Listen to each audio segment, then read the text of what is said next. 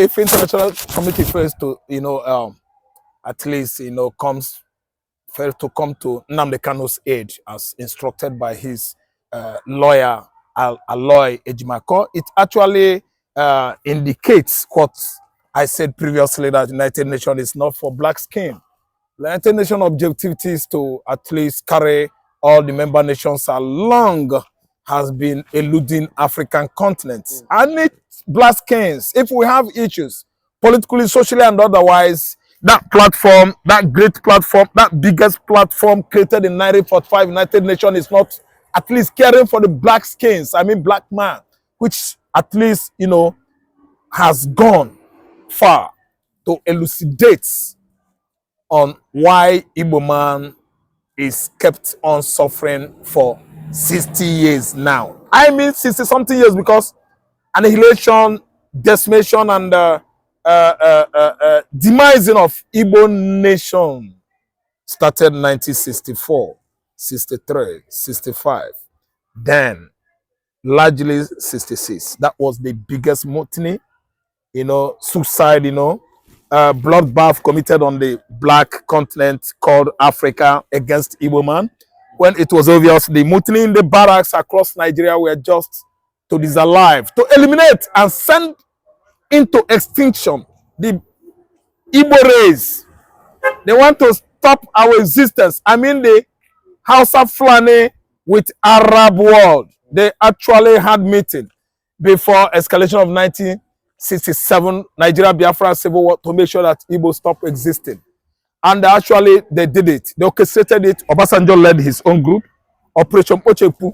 All the axis of barracks at Agbara, barracks at axis of Abati, throughout Lagos, all over Lagos State, the whole barracks, Nigerian barracks, the Igbo officers were maimed, killed, disallowed in their large numbers before the inception of Biafra war. This is as a result of ruthless carelessness of the United Nations. And during the war, in the middle of the war, we had actually seen the Irish, actually seen the Finnish, as is in Finland, actually seen some European countries, played quite important role of sensitivity and sensitization of the outside world to come in to help aid the Biafran, what you call children. What you call children of Biafran land were dying in their large numbers then, and Finland played what, the role, kind of, human roles that has never been equaled by any country of the world. Even Israel, our greatest ally. Israel did not play that role because Israel actually went down to the state of Israel in the Middle East to protect their land. I don't blame them. What about Britain? Britain actually led the war against Igbo man with Russia, Algeria, Egypt, Chad, even some part of French countries to make sure that Igbo man, Biafra, children, all died of kwachoko. Malnutrition is it. But we see some part of French, some French countries, from some of those francophones, West Africa francophones like Gabon, Cote d'Ivoire, Ivory Coast, and so on and so forth, actually aided, Biafra, in quantity, in quantum, because they actually helped to Ojukwu, which was the reason why, more or less, after the war, or before the ceasefire agreement between Philippe Effiong and the federal troop, Felix Boigny, the then Prime Minister of Cote d'Ivoire, actually accepted Ojukwu to come. Then actually Gabon did accept Biafra before Cote d'Ivoire, that's Ivory Coast, until his returning in 1982 or 83/83, Boigny played quite papa role. The role of the papacy of the Biafra, he took Ojukwu as his son, and Ojukwu actually stayed in Ivory Coast, managing his father's business until 13 years later, that was 1983, Ojukwu touched the land of Biafra, and he was celebrated as a hero. That it did not stop there. The Fulani oligarchy hegemony started 1970, another version of the war, and Igbo man kept on since then, receiving the pain until date. So what am I trying to say here? ICC should brace it up that Igbo man has actually died, oppressed, marginalized, persecuted, more than any other tribe on the continent of Africa. I'm not trying to consider what is going on in Sudan because actually I know that the war of Sudan, the war in Sudan is between the Darfur, the southern Sudan and northern Sudan, which of course we know northern Sudan are largely Arab blacks migrated from Yemen, you know, and other hostile Middle East countries, and are in control of Sudan as we are discussing now. They are still disaliving, maiming, and killing the innocent Christian blacks in Sudan. And of course, it played out in 2022-23 when they come out en masse and then back on this, you know, genocide once more. The war in Sudan has gotten out of hands, and it is ranging from early 90s, and it has gotten into mid new millennium. It's more than 30 years now. The war is drifting and into 35-year-old war. Yes, that's Sudan for you. It escalated many years ago, as earlier as early 90s, and it is now raging. And the United Nations organization, all the member nations in the Western world have not been able to come out using the United UN General Secretary General Antonio Guterres to bring to halt what is still raging in Sudan. Why? Because the white skin, they are more conscious about Europe, about Asia, about America, Australia, and so on and so forth, but not Africa. Africa is a field, war field, annihilation field, killing field, where the blacks are dying in their last number, using blacks as guinea pig for experiment, medical experiment. Yes, that's why the Sudanese in South, they are dying in their large number, thereby allowing Al-Shabaab to take Somalia as their experimental field, you know, killing many Somalians. Somalian Christians are no more. What you have in Somalia now is a hub for terrorism. It's a terrorist hub.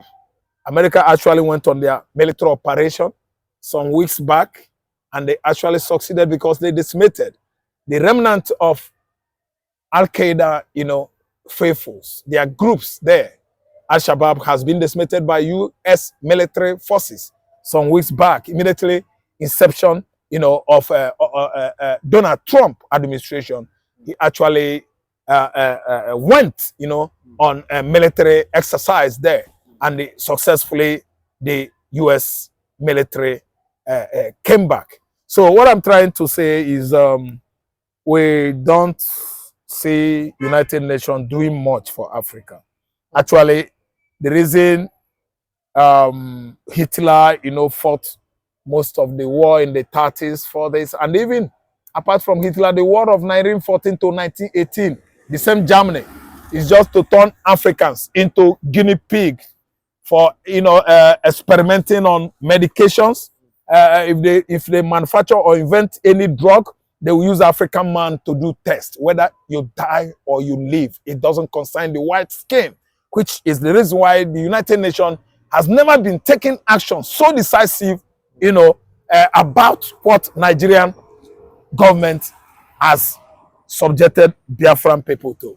Over the years, before the war and during the war, the people that actually indicated love, humanity to Igbo man for Biafra sustenance are the Irish, the Scottish, the Belgians. I can see the Austrians too. Not England, not UK. Some part of UK like the Wales, the Scottish, and the Irish are the one. England under Mama Charlie and the Charlie currently don't want Igbo man to exist. So what we are saying is ICC should brace up the fact that United Nations, Nigeria in 1945 was among the people that fought Adolf Hitler. And when United Nations was formed that year, 1945, we are the same. So if there is a conflicting issue, if there is escalation of war in this contraption, they should come and play what? Objective roles. Yes, here, to better the Igbo man, to benefit the Nigerian man as well.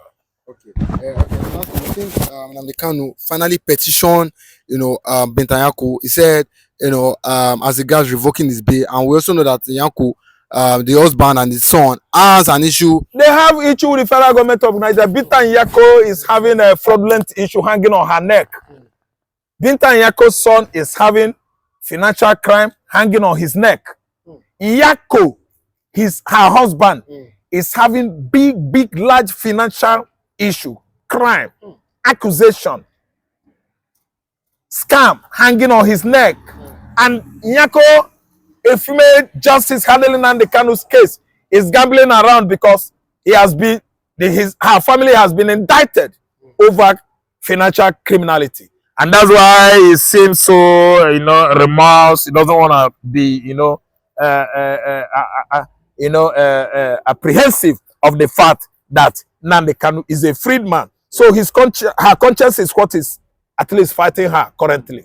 And she must actually succumb to doing the needful. Because law does not respect one man, it does not respect a nation. If you are culpable, meaning you've contravened the constitutional law, whatsoever law, you must actually answer to it. That family is answerable to financial crime. Justice is going to catch up with her, her son, and her husband. Namdi Kanu should be allowed to go scot-free. He is not indicted of any crime. I think Kanu is being oppressed by the government of the Federation of Nigeria. And what we are saying here is that to avoid escalation of 1960s, they should allow Kanu to go. Fulani government, Fulani Nigeria, Fulani oligarchy and hegemony has been pointing their fingers right in the eyes of Igbo man, which has never happened before. Fulani as a nation can never fight and withstand the Igbos. We've been managing diplomatically these sensitive issues over the years, since after the war. Fulani has been pointing their fingers right in the eyes of Igbo men. And when it escalates, other platforms like United Nations, other platforms within the United Nations, like ICC, they are going to have themselves to blame. Now is earlier, and the earlier, the better. They should come to settle this kind of conflict encroaching across Nigeria. Okay, and lastly, Dr. Ngozi said that the elect of Uzodinma, and she was specific, Uzodinma, Soludo, must pay for the blood committed in the southeast, as against the killings of the Fulanis in the south. There's no how Uzodinma and the Pitamba could not pay for it because their documents, their case files are right now with ICC. If not that Aisha Mohammed, the Fulani Permanent Secretary to Antonio Guterres, the United Nations Secretary General, is playing hanky-panky because of Aisha Mohammed.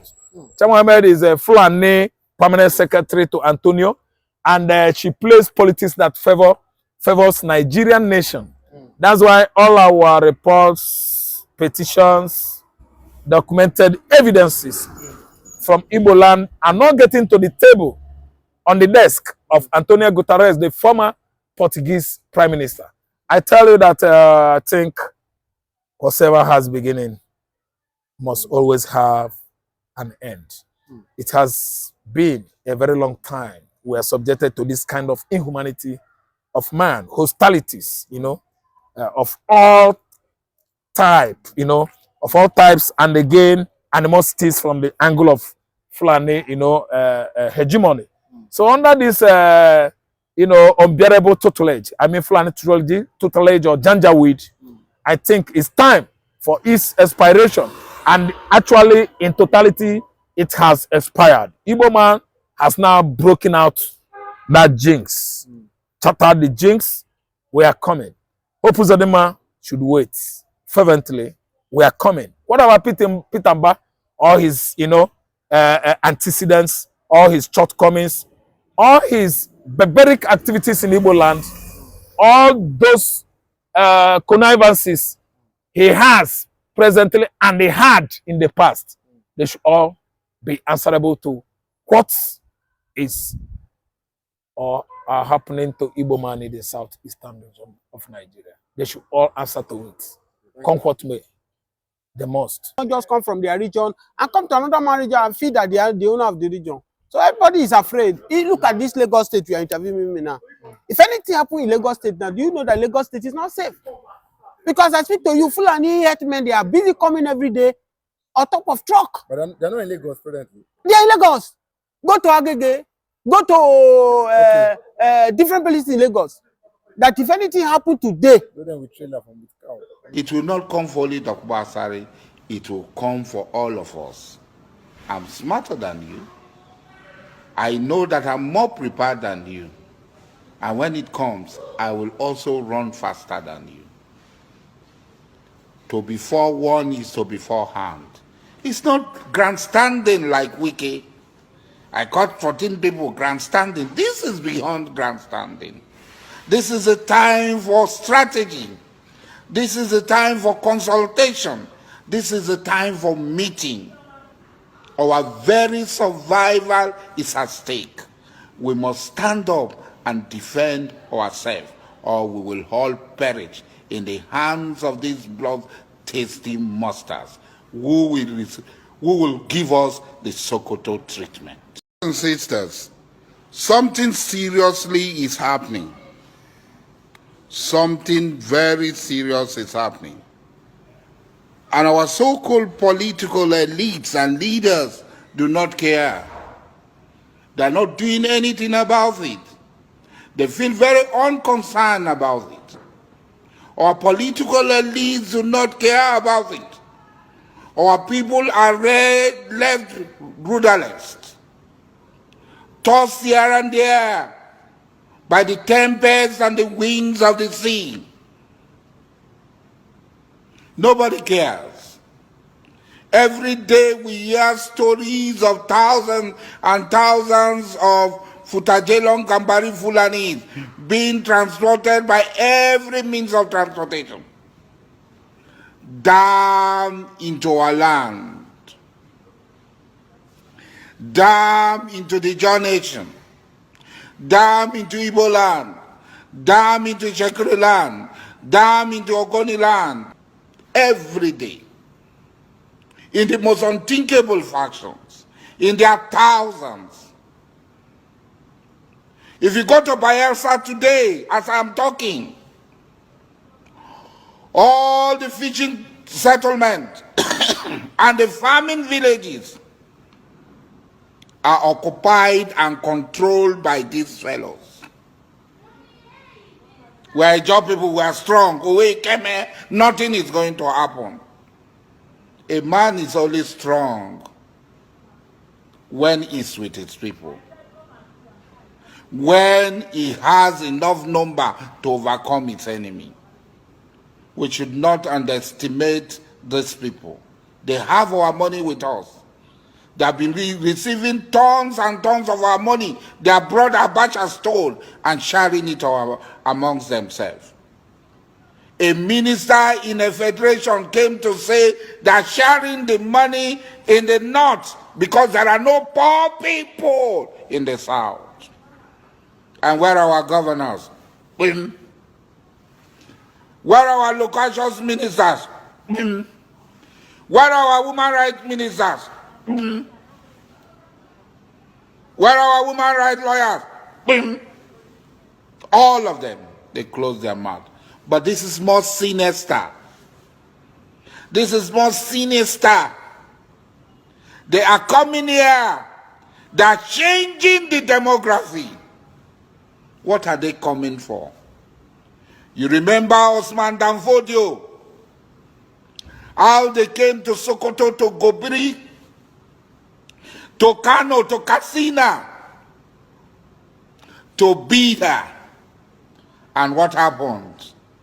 They replaced the Abe rulers. They replaced the original people and took over the realms of power. They are coming. History is going to repeat itself. If we don't act now, They are coming. History is going to repeat itself if we don't act now. They are not pretending about it. They are coming with war, destruction, and death. They are coming to occupy our land. Why you cannot go to your community? In Obama, how many Obama people are at home? They are leaving their home and they are coming here. Obama is a village. You cannot come to Obama. Those of us who live in Obama, we are backward people. When the evil and the tribulation will come, it will not come for only Dr. Basari, it will come for all of us. I'm smarter than you. I know that I'm more prepared than you. And when it comes, I will also run faster than you. To be forewarned is to be forearmed. It's not grandstanding like Wiki. I caught 14 people grandstanding. This is beyond grandstanding. This is a time for strategy. This is a time for consultation. This is a time for meeting. Our very survival is at stake. We must stand up and defend ourselves, or we will all perish in the hands of these blood-tasty monsters who will give us the Sokoto treatment. Asare Tokubo should not be taken serious because Asare Tokubo is a man of stomach infrastructure. Let me put it like this. Asare Tokubo is a where belly face. We've seen Asare Tokubo so many times whereby he will come and call this thing white, in the evening he will call it a black. But let's not take it away from him in this angle. What Fulani headmen are doing in Nigeria, for me, I myself, I totally condemn it. And we are speaking to President Bola Ahmed Tinubu should do the needful to call these people to order. That's why we are calling for separation. We are calling for restructure a country whereby every region will be on its own, whereby Fulani will not just come from their region and come to another man region and feel that they are the owner of the region. So everybody is afraid. Look at this Lagos State you are interviewing me now. If anything happens in Lagos State now, do you know that Lagos State is not safe? Because I speak to you, Fulani herdsmen, they are busy coming every day on top of truck. But they're not in Lagos presently. They are in Lagos. Go to Agege, go to different places in Lagos. That if anything happen today, With trailer from the cow. my dear brother. So Nigeria is just like a gun that is being loaded, waiting to explode. So if anything explodes today, my dear brother, it's going to be terrible. So what Asare Tokubo is saying, despite that we all know him, that is not a one person, is always anywhere money come from, that's where he will swing to. But to a large extent, he's saying the truth, because Fulanis are everywhere. We don't know their motive. We don't know their motive. Look at this mayhem. That's why we are saying that enough is enough. You are proscribing IPOP as a terrorist organization. Don't forget that we keep saying it, that if you proscribe terrorist IPOP as a terrorist organization, the full meaning of terrorist IPOP is indigenous people of Biafra.